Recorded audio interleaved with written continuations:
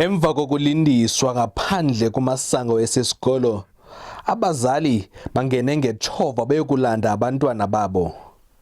Kuvakala ukuba ihostele yesisikolo ayihambisani nemithetho nemiqathango yeCOVID-19. Ngalendlela isimo sendisibone ngayo mna bendibona izikolo mazivale bengadanga bachaphazeleke nabakwezinye izikolo. Kusalindwe iziphumo zabafundi abayi-61, kusenjalo otishala abayi-65 abakathestwa.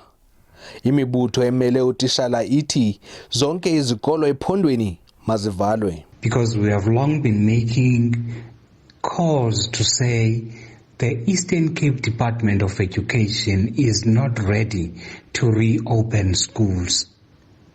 We were saying that on the basis of the principle that guides us that says one death is too many. Umasipala wase-Alfred Nzo uthi uzokusebenzisana nesebe lezempilo ukuze kuvavanywe uluntu kulelali.